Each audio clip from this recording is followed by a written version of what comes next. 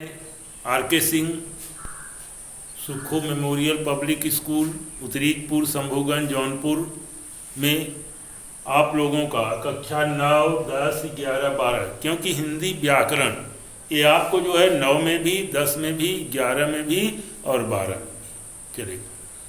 तो इन सबको जो है आज पढ़ाएं तो आप लोगों का इसमें जो है स्वागत है। आज मैं हिंदी व्याकरण में रस, क्योंकि रस, छंद और अलंकार, रस, छंद और अलंकार, तो सबसे पहले हम आपको रस के बारे में जो है बताना चाहता हूँ। रस क्या है? व्हाट इज रस? कविता आप जानते ही हैं, कहानी, उपन्यास आदि को, कहानी, कविता, कहानी, उपन्यास आदि को पढ़ने या सुनने, उसको आप पढ़िए या उसको सुने, एवं नाटक को देखने से, नाटक भी आप देखते हैं, आजकल नाटक कहाँ हो रहा है, आप लोग मूवी देखते ही हैं, उसमें पिक्चर चल रहा है तो कहीं कहीं आप देखते हैं हंसते हंसते जो है परेशान हो जाते हैं, कहीं रोते रोते परेशान हो जाते हैं। तो वही कहा कि पढ़ने, सुनने एवं नाटक को देखने से जिस आनंद की, नाटक को देखने से जिस आनंद की अनुभूति होती है उसे रस कहते हैं। सब कविता, रस क्या है? कविता, कहानी, उपन्यास आदि को पढ़ने या सुनने, उसको आप पढ़िए या उसको सुने, एवं नाटक को देखने से जिस आनंद की अनुभूति होती है उसे हम क्या कहते हैं? रस कहते हैं। अब आता है तो रस की भरत मुनि भी जो है इसकी व्याख्या करते हुए, भरत मुनि ने भी जो है इसकी व्याख्या किया है और कहा है कि विभाव, अनुभाव एवं संचारी भाव के, विभाव, अनुभाव एवं संचारी भाव के संयोग से, संचारी भाव के संयोग से रस की उत्पत्ति होती है। जहाँ पर भाव, विभाव हो, अनुभाव हो और संचारी भाव हो, ये तीनों जब मिल जाते हैं तो रस की जो है उत्पत्ति होती है। अब विभाव, अनुभाव और संचारी भाव क्या है इसको हम आपको जो है आगे बताएंगे। तो अब सबसे पहले आप आ जाइए कि रस के अंग, रस के अंग, रस के क्या अंग है? पहला है अस्थाई भाव। पहला क्या है? अस्थाई भाव। रस अस्थाई भाव क्या होता है? कोई चीज आप देखते हैं और मन में वो भाव अस्थाई रूप से विद्यमान हो, वही जो है क्या है? अस्थाई भाव। कोई चीज आप देख रहे हैं और मन में, जैसे आप जा रहे हैं, सर्प आपके सामने अचानक आ गया तो भय हो गया, आप डर गए। जब भी आप उस रास्ते पे पहुंचेंगे, जब भी आप वहां जाएंगे तो भय जो है हमेशा आपके अंदर बना रहेगा। यही जो है अस्थाई भाव है। तो अस्थाई भाव जो है रस रूप में परिणित होने वाला, रस रूप में परिणित होने वाला तथा संपूर्ण प्रसंग में, जब तक आप कोई चीज देख रहे हैं, संपूर्ण प्रसंग में व्याप्त रहने वाला भाव जो है अस्थाई भाव कहलाता है। फिर सुन लीजिए, अस्थाई भाव रस रूप में परिणित होने वाला तथा संपूर्ण प्रसंग में व्याप्त रहने वाला भाव अस्थाई भाव कहलाता है। जो हमेशा मन के अंदर बना रहे, अस्त भाव, वही जो है अस्थाई भाव होता है। अब अस्थाई भाव के अंग, अस्थाई भाव के कितने अंग हैं? अस्थाई भाव जो है 9 माने गए। कितने माने गए हैं? 9 माने गए हैं। एक एक करके हम आपको बताएंगे। पहला है रति। रति माने, रति का अर्थ होता है प्रेम। स्त्री पुरुष का या नायक नायिका का जो आपस का प्रेम संबंध होता है उसे ही जो है क्या कहते हैं? रति कहते हैं। स्त्री पुरुष के परस्पर प्रेम को क्या करते हैं? रज कहते हैं। दूसरा है हास। हास माने हास, कोई चीज आप देखते हैं तो हंसी आ जाती है। जैसे कोई जा रहा है, फिसल करके गिर गया तो आपको हंसी अनायास आ जाएगी। इसलिए या उसकी जो विचित्र वेशभूषा है, उसका विचित्र पहनावा है, या उसके बोलने का ऐसा कोई ढंग होता है कि जिसको आप सुनेंगे तो क्या करेंगे? हंसने लगेंगे। तो हास किसी के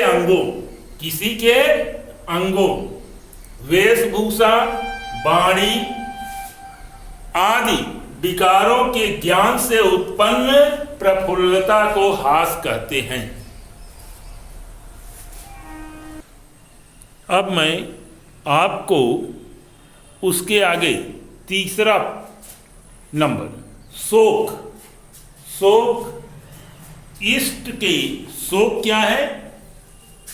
इष्ट के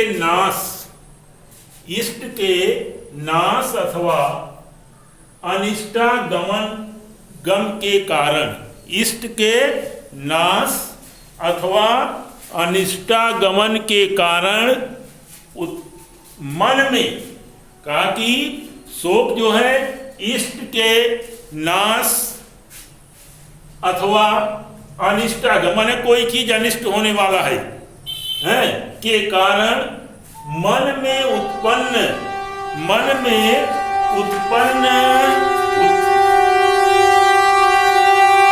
थोड़ा सा सरकारी व्यवधान के कारण ये पूरा कैसेट आपको नहीं है, 2 भाग में, लेकिन उसको जो है अभी हमारे ऑपरेटर महोदय आएंगे तो उसको सही करेंगे। लेकिन अब आप इसके आगे जो है चौथा शोक हो गया है। शोक को देखिए, इष्ट के नाश अथवा अनिष्टागम के कारण मन में उत्पन्न व्याकुलता को क्या कहते हैं? शोक कहते हैं। कहा कि इष्ट के नाश, कोई जैसे किसी के घर में, भगवान न करे ऐसा हो, किसी के घर में कोई मर जाता है तो दुख होता है, कष्ट होता है, शोक होता है, या कोई सूचना मिलती है अनिष्टागम, अनिष्ट होने की सूचना मिलती है, तो उसके कारण जो है मन में जो व्याकुलता उत्पन्न होती है, ब्लड प्रेशर हाई होता है, तो उसको जो है क्या कहते हैं? शोक कहते हैं, दुख कहते हैं। अगला है क्रोध। क्रोध कब आता है? अपना काम बिगाड़ने वाले अपराधी को दंड देने के लिए, अपना काम बिगाड़ने वाले अपराधी को दंड देने के लिए उत्तेजित करने वाली मनोवृत्ति। इसे कोई चीज गलत हो जाता है, गड़बड़ हो जाता है तो क्रोध आ जाता है। जो गड़बड़ किए रहता है होता है मारे इसको एक तमाचा, क्रोध आ जाता है, या लड़ाई झगड़ा होने लगती है। तो वही करें, क्रोध का अपना काम बिगाड़ने वाले अपराधी को दंड देने के लिए उत्तेजित करने वाली मनोवृत्ति क्रोध कहलाती है। जो मनोवृत्ति, मन में जो वृत्ति आती है क्रोध, वही जो है क्या होता है? क्रोध होता है। उत्साह, दान, दया, वीरता आदि के प्रसंग से उत्तरोत्तर उन्नत होने वाली मनोवृत्ति को उत्साह कहते हैं। अभी आप जो है देशभक्ति गाना अगर सुनने को मिल जाए तो मन में एक नया उत्साह आ जाएगा, मन में एक नई उमंग आ जाएगी। तो इसी को क्या कहते हैं? दान, दया है, वीरता आज के प्रसंग से उत्तरोत्तर उन्नत होने वाली मनोवृत्ति को जो है उत्साह कहते हैं। भय, प्रबल अनिष्ट करने में समर्थ, प्रबल अनिष्ट करने में समर्थ विषयों को देखकर, प्रबल अनिष्ट करने में समर्थ विषयों को देखकर मन में जो व्याकुलता होती है उसे क्या कहते हैं? भय कहते हैं, डर कहते हैं। जो हमारा नुकसान करने वाला होता है उसको हम देख करके जो है तो मन में शेर आ गया, सामने जा रहे हैं, उसको देख करके जो है मन में एक भय उत्पन्न हो जाती है, जुगुप्सा। अगला है जुगुप्सा। जुगुप्सा माने घृणा। घृणा उत्पन्न करने वाली वस्तु को देखकर, घृणा उत्पन्न करने वाली वस्तु को देखकर उनसे संबंध न रखने के लिए, कोई चीज आप देखें तो घृणा हो जाती है तो आप देखना नहीं चाहते, तो कहा कि घृणा उत्पन्न करने वाली वस्तु को देखकर उनसे संबंध न रखने के लिए बाध्य करने वाली मनोवृत्ति को जो है क्या कहते हैं? जुगुप्सा कहते हैं।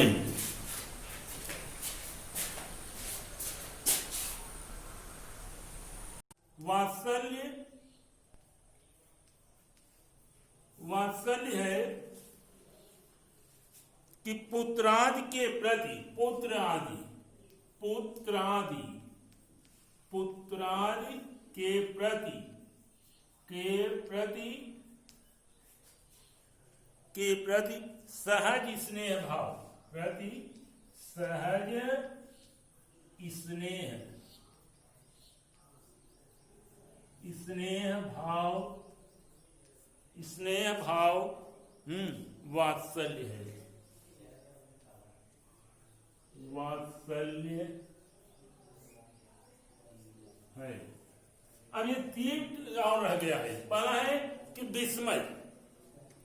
विस्मय किसी असाधारण अथवा अलौकिक वस्तु को देख करके, किसी असाधारण अथवा अलौकिक वस्तु को देख करके जो आश्चर्य होता है उसे विस्मय कहते हैं। अगला है निर्वेद। निर्वेद माने शांत, जिसको देख करके मन में किसी भी प्रकार की भावना उत्पन्न न हो, न हर्ष हो, न विषाद हो, दुख हो, कुछ भी न हो। कहा संसार के प्रति त्याग भाव को निर्वेद कहते हैं। संसार के प्रति जो त्याग की भावना होती है उसको निर्वेद कहते हैं। और अंतिम है वात्सल्य। पुत्रादि के प्रति सहज स्नेह भाव जो है वात्सल्य कहलाता है। अब इसको आप जो है नोटबुक पे जो है कॉपी में आप लोग जो है लिख लेंगे। अब बाकी जो है अब विभाव जो है इसको मैं आप लोगों को कल बताएंगे। तब तक के लिए गुड बाय।